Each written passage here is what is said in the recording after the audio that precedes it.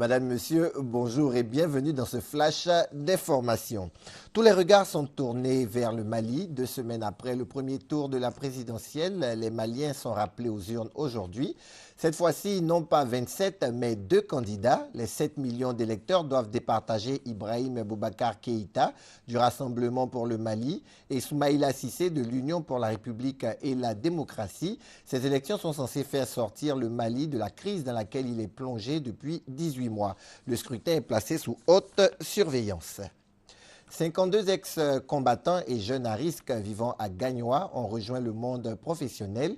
Ils ont été officiellement mis en activité par le Premier ministre Daniel Kablan-Duncan. Ces jeunes se sont spécialisés dans les métiers du bâtiment dans le cadre du projet d'assistance post-crise. Ce projet comporte un volet chantier-école dans lequel les jeunes à réinsérer sont formés. La transparence dans les marchés publics en Côte d'Ivoire, un rôle de l'Autorité nationale de régulation des marchés publics. Au cours d'une conférence, le président de la structure a affirmé qu'il faut promouvoir les valeurs de probité pour une transparence dans la passation des marchés publics. Le reportage d'Herman Niamia. Combien de décisions ont été rendues par l'Autorité nationale de régulation des marchés publics depuis sa création? Est-elle compétente pour prendre des sanctions contre les personnes qui se seront rendues coupables d'irrégularités ou qui auront été auteurs de manœuvres frauduleuses, et comment la saisir? Autant de questions sur lesquelles l'ONG ALACO, la Ligue africaine de lutte contre la corruption, a voulu éclairer la population. Nous avons appelé le président de l'Autorité nationale de régulation des marchés publics. Pouvez-vous nous dire ce qu'ils apportent en termes de transparence dans les marchés publics en Côte d'Ivoire? Parce qu'en tant que structure de lutte contre la corruption, ce sont des choses qui nous intéressent. Face aux journalistes, le président de l'Autorité nationale de régulation des marchés publics a souligné que beaucoup d'actions ont été menées depuis la création de sa structure. L'ARMP, installé depuis mi-2010 jusqu'à ce jour, en un peu plus de 2 ans, a rendu 64 décisions.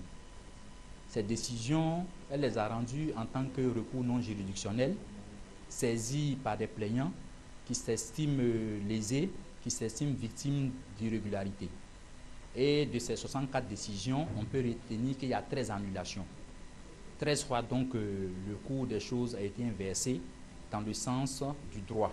Koulibaly Nokana précise aussi que l'ARNP a la possibilité de prendre des sanctions contre toute personne qui sera coupable d'irrégularité ou auteur de manœuvres frauduleuses. Seulement, ajoute-t-il, il faut des tests d'application, notamment un arrêté, qui viendra préciser les modalités d'exécution des sanctions. Koulibaly Nokana souligne aussi que ces tests d'application sont en cours d'élaboration et bientôt on parlera plus seulement de recours en annulation, mais aussi de sanctions. Après une décennie de crise, le tourisme ivoirien veut rebondir. Le ministère de tutelle choisi pour atteindre cet objectif de former les acteurs du secteur. À cet effet, un programme de formation est initié et nous en saurons plus au cours du journal. Hier, le ministère de la Solidarité, de la Famille, de la Femme et de l'Enfance a organisé dans le hall de la Caisse de stabilisation au Plateau un déjeuner d'excellence pour les femmes leaders de Côte d'Ivoire. La ministre de la Solidarité, Anne-Désirée Ouloto, a saisi cette occasion pour célébrer les femmes et les encourager à accéder aux postes de responsabilité. Elle a aussi plaidé pour une meilleure représentativité des femmes dans les instances décisionnelles du pays. Abidjan abrite une réunion de la Confédération des artisans de l'Afrique de l'Ouest. Il s'est agi pour les présidents des fédérations des 11 pays membres de réfléchir sur les orientations nouvelles à donner à leur organisation. Et puis aujourd'hui, c'est dimanche et nous aurons le magazine en fin de journal. Il sera question du civisme et pour éplucher le sujet, nous recevrons le directeur de l'éducation civique du ministère de la Promotion, de la Jeunesse, des Sports et des Loisirs. Il s'agit d'Honoré Zambifoy.